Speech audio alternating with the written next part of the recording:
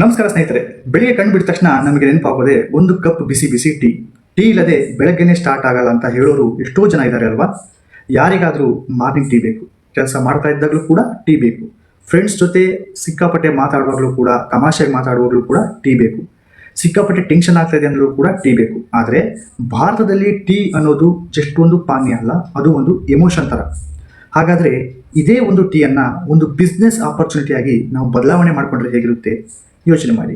ನಿಮ್ಮಲ್ಲಿ ಹಲವರು ಯೋಚನೆ ಮಾಡ್ತಾ ಇರ್ಬೋದು, ಬಿಸ್ನೆಸ್ ಮಾಡಬೇಕು ಅಂತ ಆಸೆ ಇದೆ, ಆದರೆ ಇನ್ವೆಸ್ಟ್ಮೆಂಟ್ ಜಾಸ್ತಿ ಬೇಕು, ದೊಡ್ಡದಾಗಿರುವಂತಹ ಶಾಪ್ ಬೇಕು, ಲಕ್ಷಾಂತರ ರೂಪಾಯಿ ಬೇಕಾಗ್ಬೋದು ಅಂತ ಯೋಚನೆ ಮಾಡ್ತಾ ಇರ್ತಾರೆ. ಆದರೆ ಸ್ನೇಹಿತರೆ, ಪ್ರತಿಯೊಂದು ದೊಡ್ಡ ಬಿಸ್ನೆಸ್ ಕೂಡ ದೊಡ್ಡದಾಗಿ ಸ್ಟಾರ್ಟ್ ಆಗಬೇಕು ಅಂತ ಏನೂ ಇಲ್ಲ. ಕೆಲವೊಮ್ಮೆ ಒಂದು small idea plus smart planning plus hard work ಸಾಕಾಗ್ಬೋದು. ಅಂತಹ ಒಂದು ಸಿಂಪಲ್ ಬಿಸ್ನೆಸ್ ಐಡಿಯಾ ಬಗ್ಗೆನೇ ಇವತ್ತು ನಾವು ಮಾತನಾಡೋಣ. ಆ ಬಿಸ್ನೆಸ್ ಯಾವುದಪ್ಪ ಅಂದರೆ ಟೀ ಬಿಸ್ನೆಸ್. ಹೌದು ಸ್ನೇಹಿತರೆ, ಸಣ್ಣ ಸ್ಕೇಲ್ನಲ್ಲಿ ಸುಮಾರು 10,000ದಿಂದ 50,000ದವರೆಗಿನ ರೇಂಜ್ನಲ್ಲಿ ಟೀ ಸ್ಟಾಲ್ ಅಥವಾ ಟೀ ಪಾಯಿಂಟ್ ಆರಂಭಿಸುವ ಪಾಸಿಬಿಲಿಟಿಯನ್ನು ನಾವು ಇಟ್ಕೋಬಹುದು. ಆದರೆ ಒಂದು ವಿಷಯ ಕ್ಲಿಯರ್ ಆಗಿ ಹೇಳ್ತೀನಿ, ಇದು ಫಿಕ್ಸ್ಡ್ ಇನ್ವೆಸ್ಟ್ಮೆಂಟ್ ಅಮೌಂಟ್ ಆಗಿರಲ್ಲ. ನಿಮ್ಮ ಲೊಕೇಶನ್ನು, ಕಾರ್ಟ್ ಅಥವಾ shop equipment, rent, raw materials ಮತ್ತು ಸೆಟಪ್ ಮೇಲೆ ಆ್ಯಕ್ಚುಯಲ್ ಇನ್ವೆಸ್ಟ್ಮೆಂಟು ಬದಲಾಗ್ತಾ ಹೋಗುತ್ತೆ. ಆದ್ದರಿಂದ ಮೊದಲು ನಿಮ್ಮ ಬಜೆಟ್ಗೆ ತಕ್ಕಂತೆ ನೀವು ಪ್ಲ್ಯಾನನ್ನು ಮಾಡ್ಕೊಳ್ಬೇಕಾಗುತ್ತೆ. Don't start big, start small. ಹಾಗಾದರೆ ಬಿಸ್ನೆಸ್ ಐಡಿಯಾ ಏನು? ಸಾಮಾನ್ಯ ಟೀ ಮಾತ್ರ ಮಾರೋದು ಯಾಕೆ? ನಿಮ್ಮ ಟೀ ಪಾಯಿಂಟ್ನಲ್ಲಿ ಡಿಫ್ರೆಂಟ್ ವೆರೈಟೀಸ್ನ ಇಂಟ್ರೊಡ್ಯೂಸ್ ಮಾಡ್ಬೋದಲ್ವಾ.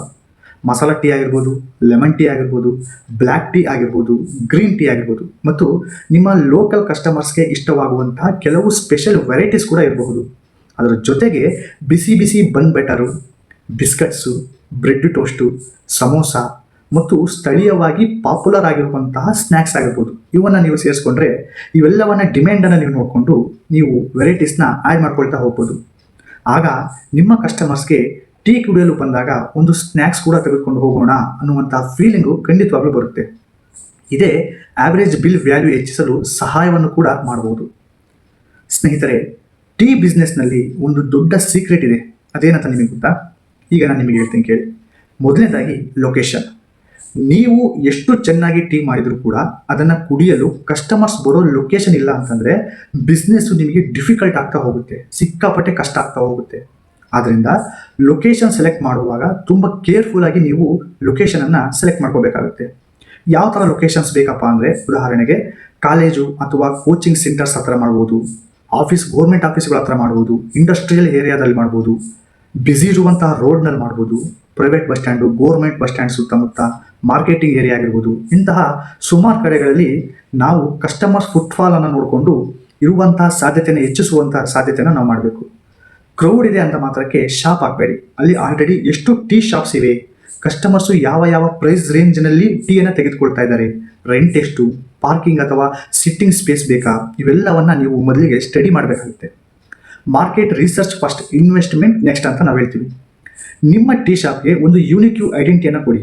ಇವತ್ತು ಕಾಂಪಿಟೇಷನ್ ಸಿಕ್ಕಾಪಟ್ಟೆ ಇದೆ, ಆದ್ದರಿಂದ ನಮ್ಮದು ಕೂಡ ಒಂದು ಟೀ ಶಾಪ್ ಅನ್ನೋದಕ್ಕಿಂತ ಇದು ನಮ್ಮ ಏರಿಯಾ ಫೇಮಸ್ ಟೀ ಪಾಯಿಂಟ್ ಅನ್ನುವಂತಹ ಐಡೆಂಟಿಟಿಯನ್ನು ಕ್ರಿಯೇಟ್ ಮಾಡಬೇಕು. ಒಂದು ಕ್ಯಾಚಿ ನೇಮನ್ನು ಇಡಿ. ನಿಮ್ಮ ಟೀ ಶಾಪ್ಗೆ ಒಂದು ಒಳ್ಳೆಯ ಬೋರ್ಡನ್ನು ಹಾಕಿ, ಶಾಪ್ ಅಥವಾ ಸ್ಟಾಲ್ ಕ್ಲೀನಾಗಿ ಇಡಿ, ಟೀ ಮಾಡುವ ವಿಧಾನ ನೀಟಾಗಿರಲಿ, ಕಸ್ಟಮರ್ಗೆ ಫ್ರೆಂಡ್ಲಿ ಸರ್ವಿಸನ್ನು ಕೊಡಿ. ಉದಾಹರಣೆಗೆ, ಅಣ್ಣ ನಮ್ಮ ಸ್ಪೆಷಲ್ ಜಿಂಗರ್ ಟೀ ಟ್ರೈ ಮಾಡಿ, ಅಣ್ಣ ನಮ್ಮ ಸ್ಪೆಷಲ್ ಬ್ಲ್ಯಾಕ್ ಟೀ ಟ್ರೈ ಮಾಡಿ ಅಂತ ಹೇಳೋದು. ಕಸ್ಟಮರ್ಸ್ಗೆ ಒಂದು ಪರ್ಸ್ನಲ್ ಕನೆಕ್ಷನ್ ಬರುತ್ತೆ ಈ ರೀತಿ ಮಾತಾಡೋದ್ರಿಂದ.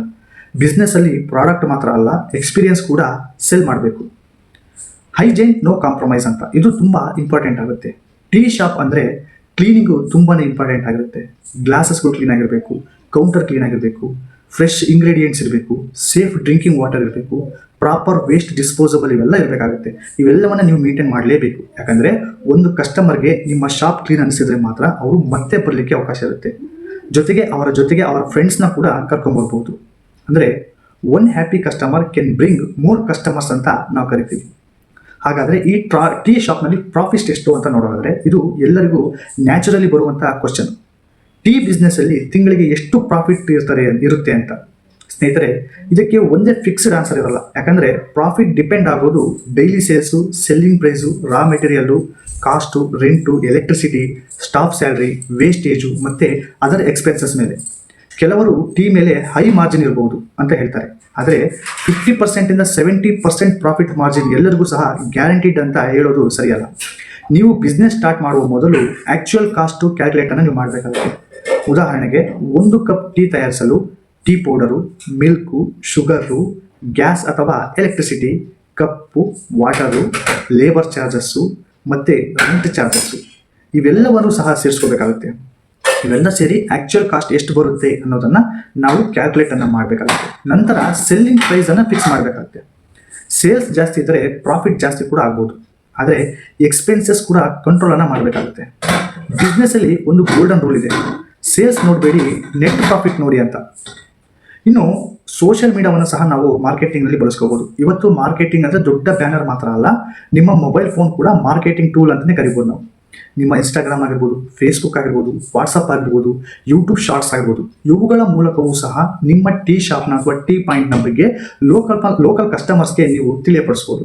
ಉದಾಹರಣೆಗೆ, ಒಂದು ಶಾರ್ಟ್ ವಿಡಿಯೋ ಮಾಡಿ, ಇವತ್ತು ನಮ್ಮ ಶಾಪ್ನಲ್ಲಿ ಸ್ಪೆಷಲ್ ಬ್ಲ್ಯಾಕ್ ಟೀ ಮಾಡಿದ್ದೀವಿ, ಸ್ಪೆಷಲ್ ಲೆಮನ್ ಟೀ ಮಾಡಿದ್ದೀವಿ, ಅಥವಾ ಮಾರ್ನಿಂಗ್ ಟೀ ಪ್ಲಸ್ ಬನ್ ಬಟರ್ ಕಾಂಬೋ ಅಂತ ಸಿಂಪಲ್ ವಿಡಿಯೋವನ್ನು ನೀವು ಮಾಡ್ಬೋದು. ನಿಮ್ಮ ಶಾಪ್ಗೆ ಒಂದು ಮೆಮೊರಬಲ್ ನೇಮ್ ಇದ್ದರೆ ಜನರು ಆನ್ಲೈನಲ್ಲಿ ಸರ್ಚ್ ಮಾಡೋ ಸಾಧ್ಯತೆ ಕೂಡ ಜಾಸ್ತಿ ಆಗಿರುತ್ತೆ. ಒಬ್ಬ ಕಸ್ಟಮರ್ ಪ್ರತಿದಿನ ನಿಮ್ಮ ಶಾಪ್ಗೆ ಟೀ ಕುಡಿಯಲು ಬರ್ತಾ ಇದ್ದಾನೆ ಅಂತಂದರೆ ನೀವು ಇಮೇಜಿನ್ ಮಾಡ್ಕೊಳ್ಳಿ, ಅವನಿಗೆ ನಿಮ್ಮ ಟೀ ಟೇಸ್ಟು ಇಷ್ಟ ಆಗಿದೆ ಅಂತ, ಶಾಪು ಕ್ಲೀನ್ ಆಗಿದೆ ಅಂತ, ಸರ್ವಿಸು ಫ್ರೆಂಡ್ಲಿ ಆಗಿದೆ ಅಂತ, ಪ್ರೈಸ್ ಕೂಡ ರೀಸನಬಲ್ ಆಗಿದೆ ಅಂತ. ಆಗ ಮಾತ್ರ ಅವನು ಬರ್ತಾನೆ. ಆಗ ಅವನು ಏನು ಮಾಡ್ತಾನೆ, ತನ್ನ ಫ್ರೆಂಡ್ಸ್ಗೆ ಸಹ ಹೇಳ್ತಾನೆ, ಅಲ್ಲಿ ಒಂದು ಚೆನ್ನಾಗಿರುವ ಟೀ ಪಾಯಿಂಟ್ ಇದೆ, ಒಮ್ಮೆ ಅಲ್ಲಿ ಹೋಗೋಣ ಅಂತ. ಇದು ಫ್ರೀ ಮಾರ್ಕೆಟಿಂಗ್ ಅಂತ ನಾವು ಇದನ್ನು ಕರಿತೀವಿ. ಆದ್ದರಿಂದ customer satisfaction is your best advisement ಅಂತ. ಸ್ನೇಹಿತರೆ, ಮೊದಲ ದಿನವೇ ದೊಡ್ಡ ಕೆಫೆ ಮಾಡಬೇಕು ಅನ್ನುವಂತಹ ಯಾವುದೇ ಅವಶ್ಯಕತೆ ಇರೋದಿಲ್ಲ. ಮೊದಲು ಒಂದು ಸ್ಮಾಲ್ ಟೀ ಪಾಯಿಂಟನ್ನು ಶುರು ಮಾಡಿ. ಕಸ್ಟಮರ್ಸ್ ರೆಸ್ಪಾನ್ಸ್ ನೋಡಿ ಯಾವ ಟೀ ಹೆಚ್ಚು ಸೇಲ್ ಆಗುತ್ತೆ, ಯಾವ ಸ್ನ್ಯಾಕ್ಸ್ ಹೆಚ್ಚು ಹೋಗುತ್ತಿದೆ, ಯಾವ ಸಮಯದಲ್ಲಿ ಕ್ರೌಡ್ ಜಾಸ್ತಿ ಇರುತ್ತೆ, ಯಾವ ದಿನ ಸೇಲ್ಸ್ ಕಡಿಮೆ ಇದೆ, ಇವೆಲ್ಲವನ್ನು ನೀವು ನೋಟ್ ಮಾಡಿ ಇಟ್ಕೊಳ್ಬೇಕಾಗುತ್ತೆ.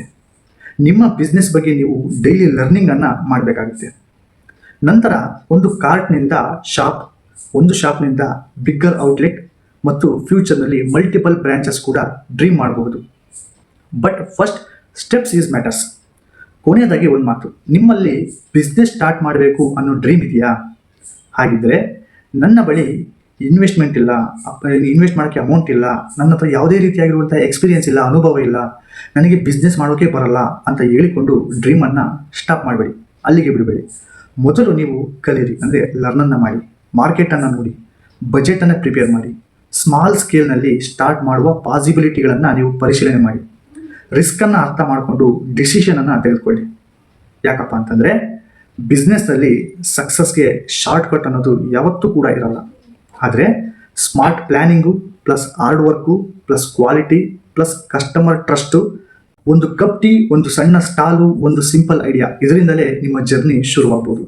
ಹಾಗಾಗಿ ಚಹಾ ಕುಡಿಸಿ, ಇನ್ಕಮ್ ಗಳಿಸಿ, ಬಿಸ್ನೆಸ್ಸನ್ನು ಬೆಳೆಸಿ, ನಿಮ್ಮ ಜೀವನವನ್ನು ರೂಪಿಸ್ಕೊಳ್ಳಿ. ಮತ್ತು ನೆನಪಿಟ್ಕೊಳ್ಳಿ, don't wait for big opportunity, start with a small opportunity and make it big. ಈ ಟೀ ಬಿಸ್ನೆಸ್ ಐಡಿಯಾ ನಿಮಗೆ ಇಷ್ಟವಾಗಿದ್ದರೆ ಈ ವಿಡಿಯೋ ನಿಮಗೆ ನಿಮ್ಮ ಬಿಸ್ನೆಸ್ ಸ್ಟಾರ್ಟ್ ಮಾಡಬೇಕು ಅಂತ ಯೋಚಿಸುತ್ತಿರುವ ಒಬ್ಬ ಸ್ನೇಹಿತನಿಗೆ ಶೇರ್ ಮಾಡಿ ಮತ್ತು ಕಮೆಂಟ್ನಲ್ಲಿ ಹೇಳಿ, ನಾನು ಬಿಸ್ನೆಸ್ ಸ್ಟಾರ್ಟ್ ಮಾಡ್ತೀನಿ ಅಂತ. ನಿಮ್ಮ ಸಪೋರ್ಟ್ ಇದ್ದರೆ ಮುಂದಿನ ವಿಡಿಯೋದಲ್ಲಿ ಟೀ ಬಿಸ್ನೆಸ್ಗೆ ಬೇಕಾಗುವ equipment, raw materials, approximate costing, daily sales calculation ಮತ್ತು ಪ್ರಾಫಿಟ್ ಹೇಗೆ ಕ್ಯಾಲ್ಕುಲೇಟ್ ಮಾಡಬೇಕು ಅನ್ನೋದನ್ನು ಸ್ಟೆಪ್ ಬೈ ಸ್ಟೆಪ್ ಆಗಿ ನೋಡೋಣ. ಅದಕ್ಕಾಗಿ ವಿಡಿಯೋನ ಮಿಸ್ ಮಾಡಬೇಡಿ. Thank you so much for watching. Keep supporting, keep growing, keep dreaming.